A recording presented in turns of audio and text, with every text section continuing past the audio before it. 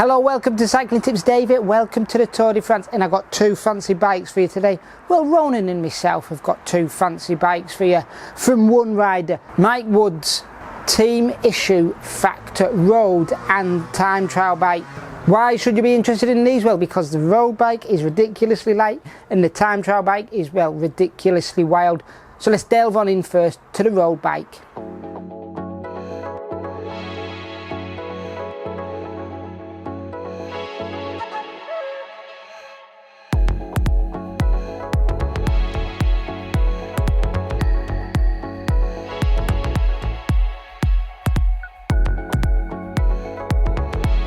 Now, as we know, the Canadian man is a bit of a climber, so he needs a lightweight bike, and this Ostra VAM is definitely that. Even though it looks very aero, very much like a bike that you'd see the sprinters powering to victory on, it actually tilts the scale at just 6.8 kilos. So how have Israel Premier Tech and Factor managed to get the bike down to that silly UCI weight limit? Well, believe it or not, there's nothing too crazy on here to do that. The frame itself is very, very light, and even though it looks like it's a raw carbon finish, there is actually a very thin layer of paint on there. But only adding a thin layer of paint isn't going to save you enough weight to get the bike down to 6.8. So how have they done it? Well, for starters, and oddly enough, there's no new 12-speed Dual Race group set on there. It's the old 11-speed group set. There are a few deviations on the group set though, the main one being the chain set coming from Rotor.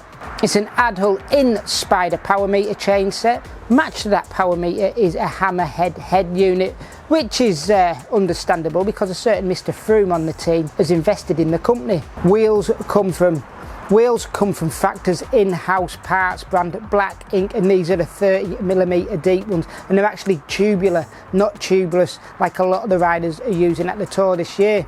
That's going to save a bit of weight there. The tubulars themselves are Maxxis High Road. And another little thing that's lightening the bike up is the seat post. It comes from lightweight specialist Dorimo. Sat atop of that is a Cell Italia SLR Pro Team Edition, and that other very important contact point up the front, the bars and stem, also come from Black Ink. It's a one-piece construction with a 110mm stem length matched to a 40 width bar. All in all, I'm guessing you'll agree with me that there's nothing too crazy on there to get it down to that weight limit. I'm guessing the majority of it is in that super lightweight frame set. Right. Now we've seen the light one, shall we have a look at the fast one?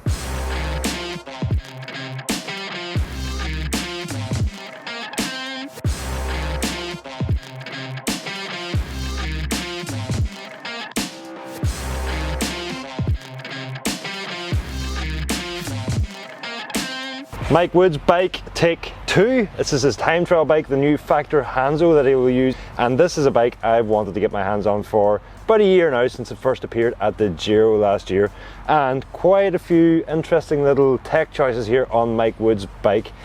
Starting at the front, he's using Aero Coach's Ascalon TT bars, and very interestingly, he has double shifter setup at the front here. He's got the standard time trial shifters, and he's also got a set of climber or sprinter switches in the same place, which I've checked, that do pretty much the same thing.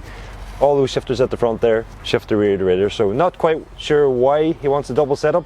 The mechanic wasn't quite sure either. He just said Mike Woods gets what Mike Woods wants.